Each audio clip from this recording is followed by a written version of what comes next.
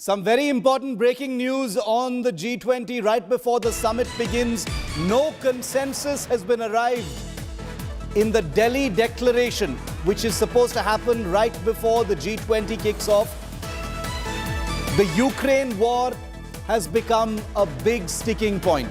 No consensus has been arrived at for the Delhi declaration at the Sherpa meet as the G20 continues to be split over the Ukraine war. Member states could not arrive at a consensus on the Delhi declaration at the last round of Sherpa talks after India's proposal on the paragraph addressing the Ukraine conflict seemingly fell short of finding a middle ground. Big breaking news.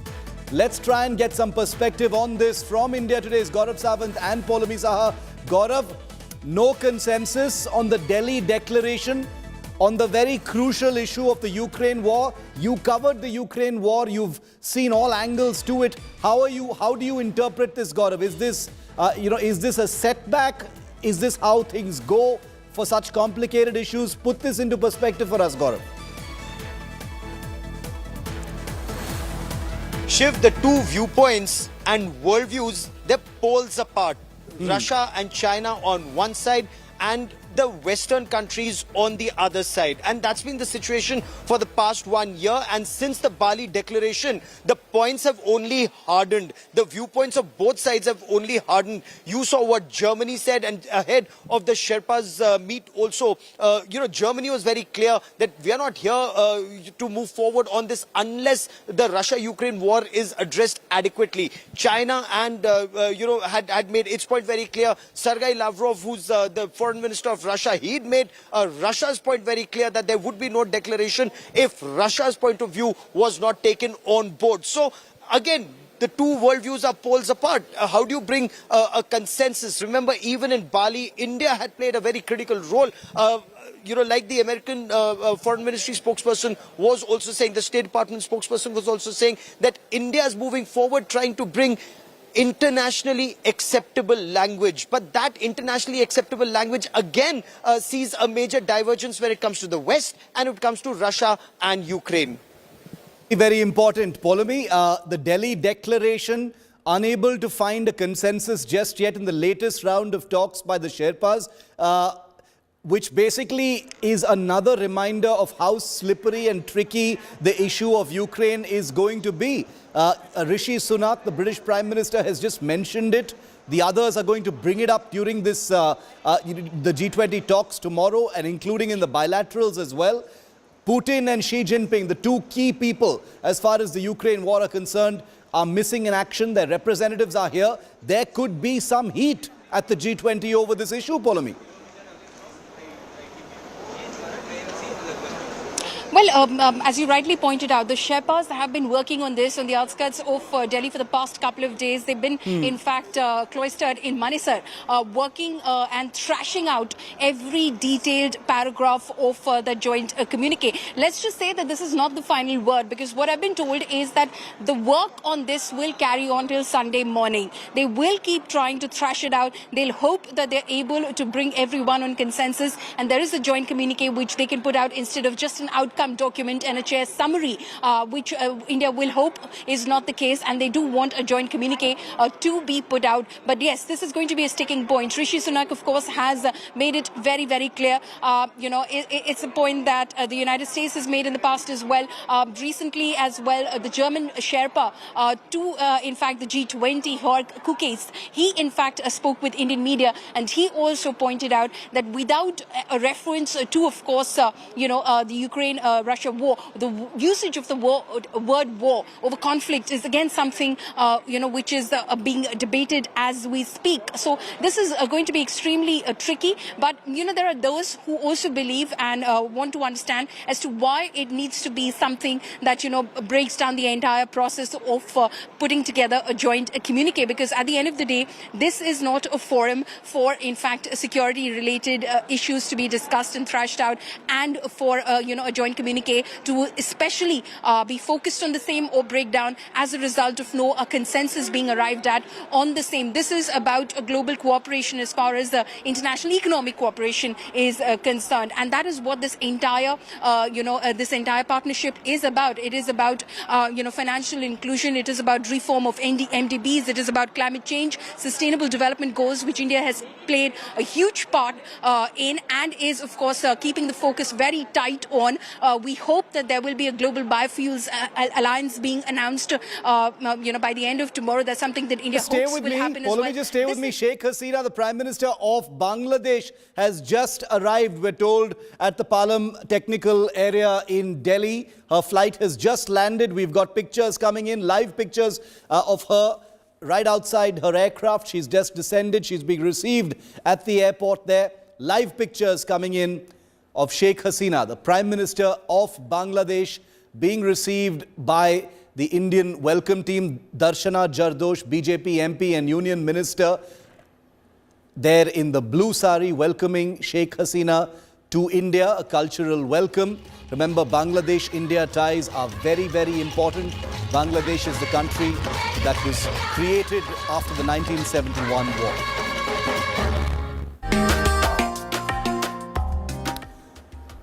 Sheikh Hasina has been the Prime Minister of Bangladesh off and on for many, many years. She is the daughter of Mujibur Rahman, the tiger of Bangladesh, the founder of Bangladesh, the first chief of Bangladesh as well.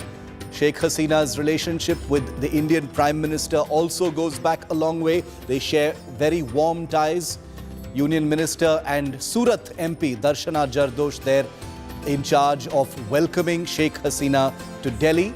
Bangladesh, the Bangladesh Prime Minister will be holding her bilateral meeting with the Indian Prime Minister this evening at 7 Lok Kalyan Marg, the Prime Minister's residence. India-Bangladesh ties are deep and diverse. There have been issues in the past as well, but India and Bangladesh will be looking to open a new chapter in their relationship. Sheikh Hasina, with historic ties to India, someone who is seen as a friend of the country, someone who has done a great deal and played an important role in deepening that bilateral relationship between India and Bangladesh.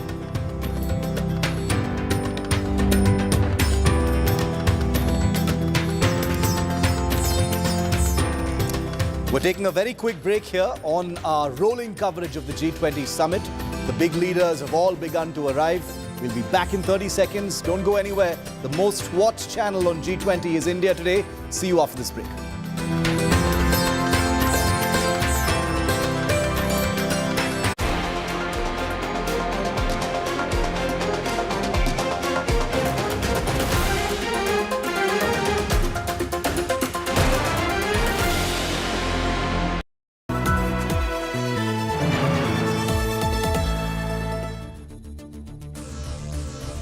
The new world order starts here, and a rising India is leading the way. A new template for a changing world. India in the front seat for global peace and prosperity as world leaders line up for the big event. India Today gives you the only ringside view. The faces, the voices, the big news breaks. Unrivaled build-up to the G20 summit. Namaste G20. Continuing coverage only on India Today TV.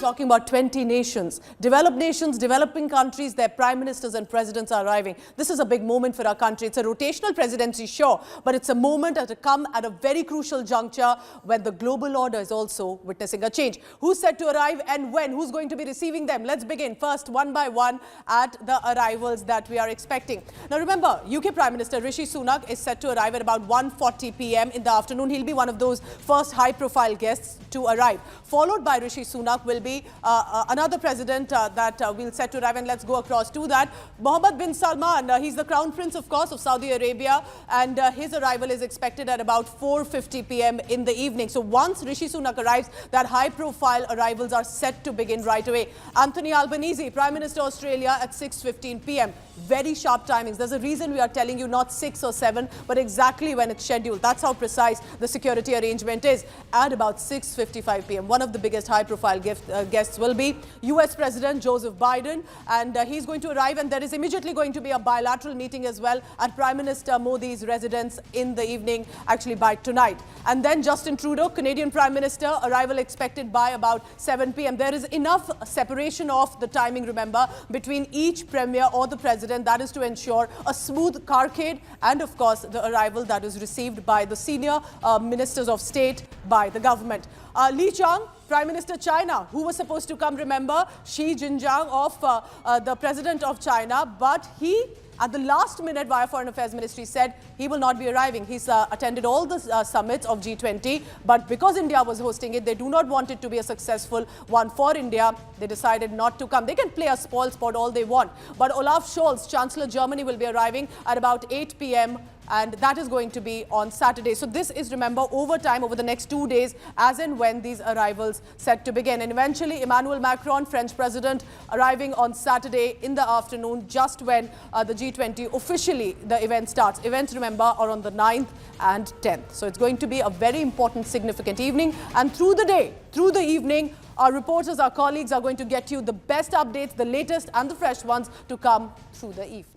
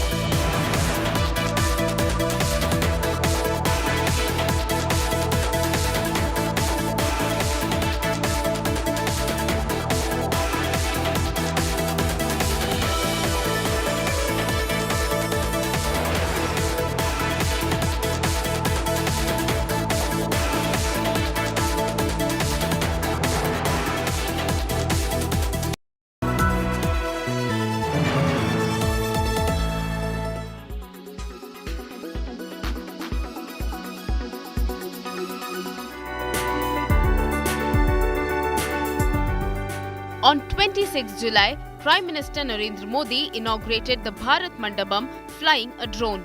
With that, India got a brand new international convention centre. Spread across an approximate campus area of 123 acres, this majestic convention centre is going to be the nerve centre for the G20 summit. Adorned with artwork from every state in India, it's a swanky, high-tech, ultra-modern convention centre, millennium ready, yet steeped in ancient Indian heritage. Each floor, each room has a distinct imprint of Indian art and culture. This is the area on level 2 where the international dignitaries will come in, but they'll be welcomed by the Indian culture of 5 elements which India holds very dear in all its teachings. And in Devanagari written here, Akash, Vayu, Agni, Jal and Prithvi is the ethos of how India has kept its Indian heritage intact. And with this will begin the G20 pre-area summits where the dignitaries will follow to the main hall. Building of Bharat Mandapam was started in October 2016.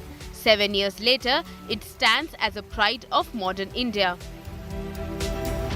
And now we'll take you to level 3, which has a plenary hall as well as a multi-purpose hall made to equip at least 7,000 people all together for various cluster of events that can be held together at this very platform. The Prime Minister himself has been supervising the construction, and his suggestions improved the centre further.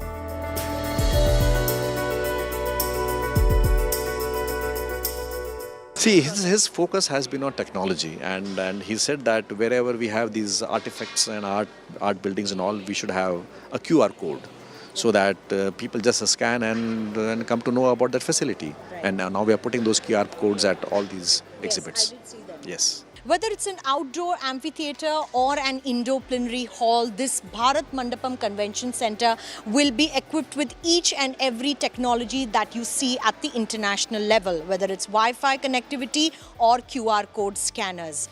Even after the G20, the Convention Centre will continue to uphold India's international image of having in international state-of-the-art convention centres. With Ashok Banot in New Delhi, Milan Sharma for India Today.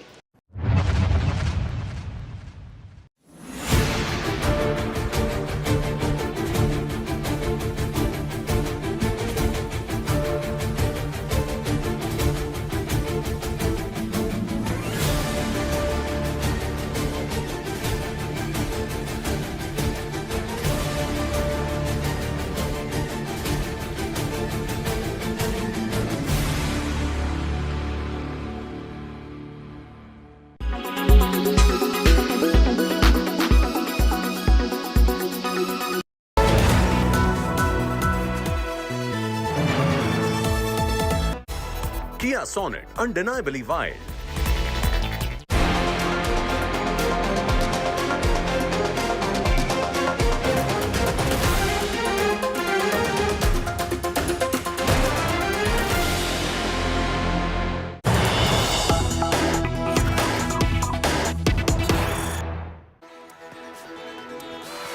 The Indian Prime Minister always on top of things when it comes to social media.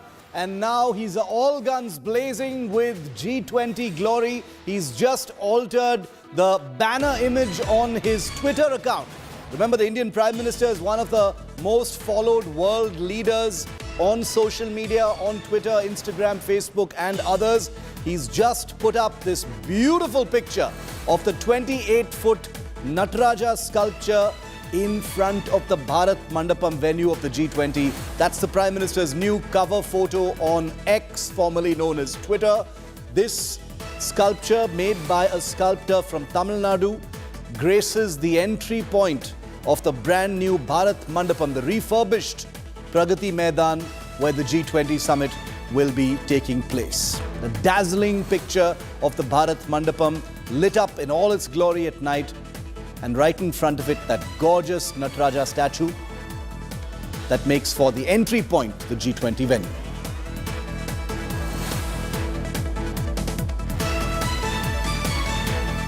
And as part of our 100-hour non-stop coverage of the G20 summit, like I said, it's our personal guarantee that the big voices and big faces will always speak to India today first. That's a guarantee. Here's the German ambassador, live and exclusive.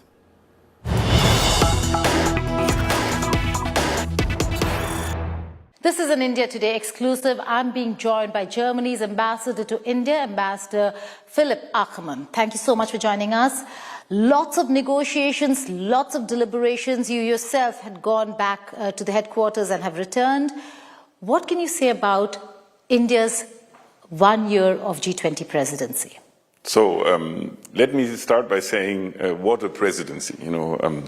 I think India elevated the G20 presidencies on the next level. You have a year full of meetings across the country. I just was telling somebody that I remember being in eastern Assam, and you see all the G20 signs everywhere. I think when the Prime Minister says he brought G20 to the people, he's right, because G20 was present all over the big country of yours, and I'm very impressed with that, because all of a sudden the G20 got a political message out to everybody. Notwithstanding what happens tomorrow and the day after tomorrow, I would say great success for India. Kudos to the Indian organizers, to protocol, to a fantastic Sherpa and the team, and to the Indian government, of course. So I think great presidency. What's happening tomorrow, the day after tomorrow, we don't know yet. As you know, negotiations are underway. I mean, they are sitting around the table now and trying to figure out how to get this declaration going. It is a challenge. I think maybe the most difficult G20 presidencies of all times, in a way.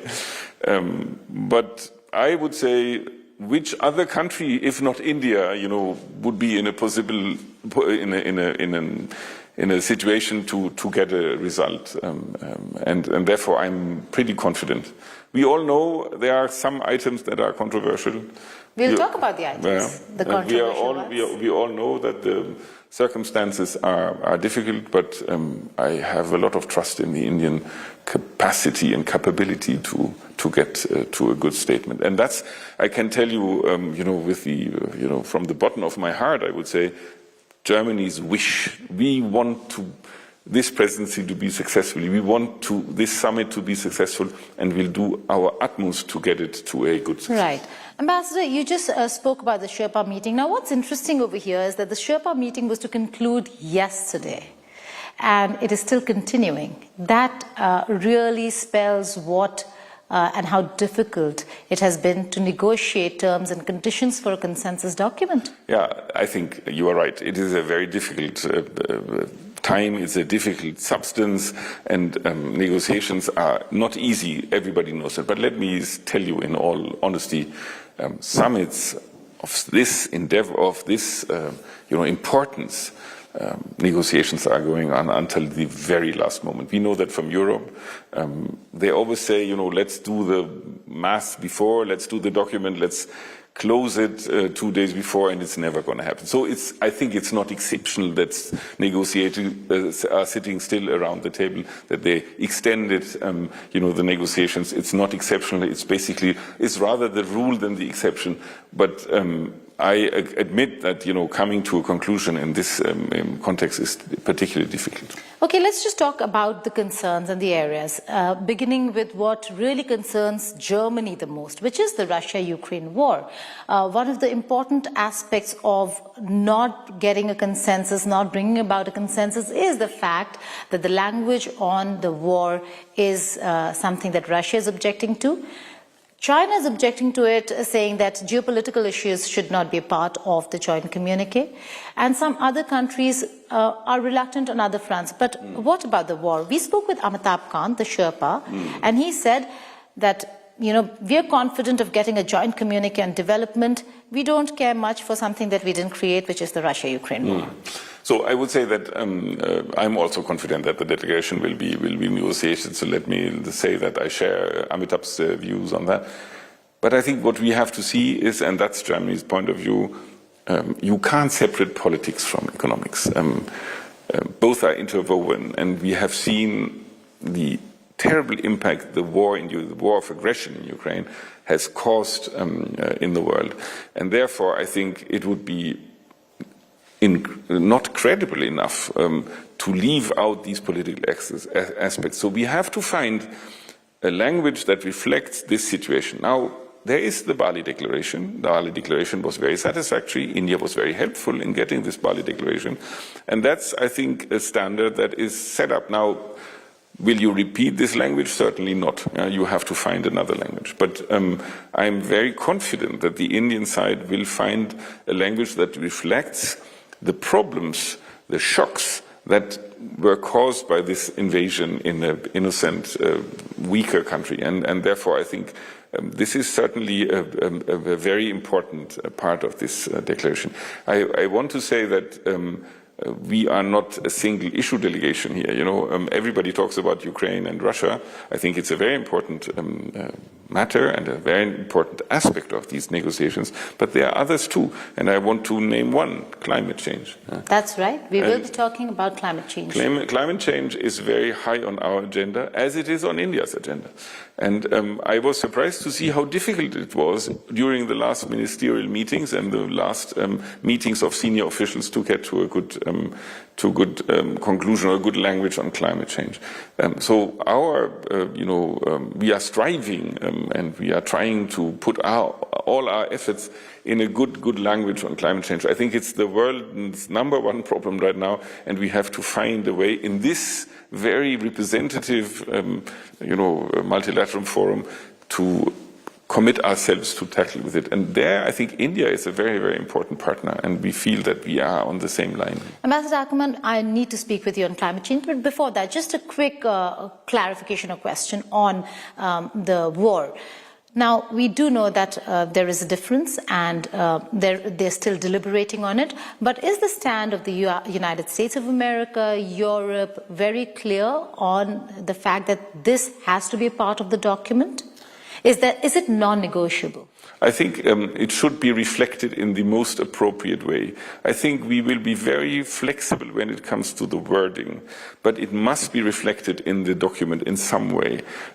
We are committed to help the Indians to find a solution to these problems. We are very flexible when it comes to sentences and wordings, but I think what is very important to us is that it is somehow reflected. You can't leave it out. And if it is not, if there is no consensus on the language, then it would be the chair's summary. Are you okay with that? It certainly will not be consensus. It would be, frankly, I would hope that we get a solution where everybody, or at least most of the countries, and we have seen that in Bali, can agree to. We have this, solution with footnotes, and that's unfortunate, but it's possible. So I think a negotiated declaration is better than a chairman's statement. But if we get a chairman's statement, and I will make that point very clear here, because we have seen it in the last ministerial meetings, everybody was on board except for 2 countries. So if we don't get a declaration in the summit, I think we'll have a very, very similar pattern which we saw before. And that would be most unfortunate. So.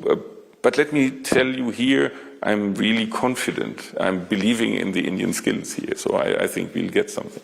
Okay, get something there. But what about climate change then? Climate change is a different story. It's not about 2 countries opposing the rest of the world or the rest of G20. It's about developed versus developing, and here might I say that India, China, Russia, Saudi Arabia seem to be on the same page, and the developed world on the other. Yeah, it's that's. I think I would say that theoretically everybody is on the same page, because everybody accepts that this is the biggest problem for humanity right now. The problem is, or the question is, how to tackle it, how to solve it, and there. We have seen during the last month, and I'm a little surprised, frankly, to see that there was more differences of views than community or common views. So basically, we'll see what comes out of the statement here. I think that this is still less controversial than the other issue, but I have to say that it would be very unfortunate if we didn't get up with strong language on climate change, because I think that would disappoint many, many people, because this is such a important aspect of our living together. And India, again, without India, this problem cannot be tackled. You are one of the cornerstones of the world's efforts, I would say. And India and Germany are working closely together, and with great success and with lots of ideas. But it should also be reflected in this multilateral fora. We know the reason why people are a little reluctant. Some countries are reluctant to join, all well known, but I think it's high time to sit around the table, and we will have COP later in this year in Abu Dhabi to get a common view on things. So let's see what comes out of the document. And are you looking forward to all the color, the festive mood of Bharat Mandapam, and the vegetarian food, of course? Vegetarian food, we are more used to vegetarian food. And as I said before, the India has been such a fabulous host, a spectacular host, that it brought not only, the wisdom of Indian diplomats and skills of Indian negotiators to the table, but the whole, country was on the table all of a sudden, and that made, I think, the world understand what a wonderful country India is. Well, I'll take that. The whole country is going to be on the table. Thank you so much for joining us here on India Today. Great.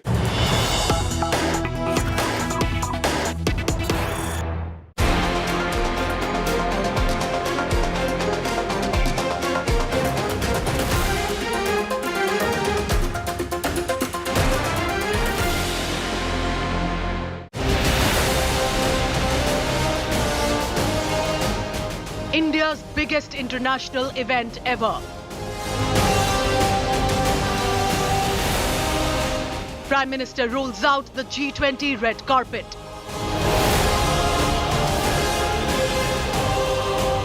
Xi Jinping and Putin skip, but summit to soar. G20's Vishwaguru is Vishwamitra.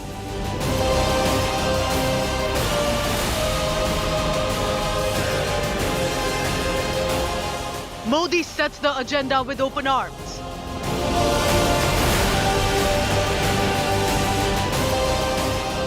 Global eye on India's G20 meeting.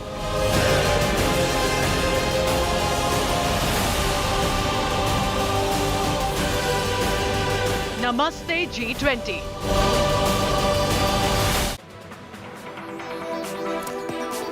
The G20 summit pre-activities have kicked into top gear. British Prime Minister Rishi Sunak will be landing in India's national capital any moment now. Thank you, as always, viewer, for making India Today the most watched channel every day, and especially on the big news days. G20, 100 hours of coverage is in full flow. Here are the headlines. India's G20 summit kicks off today, the biggest international event ever in the country. Climate, conflict, trade and peace on the agenda at this fabulous venue in India's national capital. World leaders have begun to arrive in Delhi for the big G20. Italian Prime Minister Meloni, Biden en route to Delhi, will be landing by 7 p.m. The British Prime Minister lands any moment now. Biggest scoop on the Modi-Biden bilateral later this evening. Discussion on fighter jet engines, civil nuclear energy, 5G, 6G and hunter-killer drones for the Indian Armed Forces. State Chief Ministers invited for President's G20 dinner tomorrow. Nitish, Mamta will be attending. No invitation for Congress Chief Mallikarjun Kharge. The two former Prime Ministers of the country, Manmohan Singh and Deve Gowda, have also been invited. Mega India Today political newsquake. JDS BJP alliance for 2024 polls in Karnataka confirmed. Home Minister Shah agrees to give 4 Lok Sabha seats to the JDS. JDS is making an alliance. How do you see this? How do you see that? I'm happy about that. Deve Gowda ji met our Prime Minister. They have finalized about 4 seats. For that I welcome them. BJP wins both seats in the Tripura by-poll. Akhilesh's Samajwadi Party takes a lead in UP's Ghosi.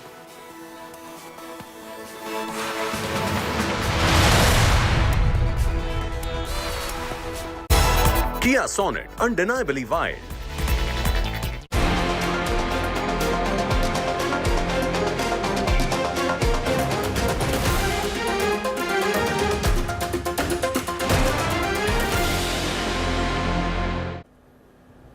Now, viewer, we're going to ask you to stay apace with us because the developments from the G20 are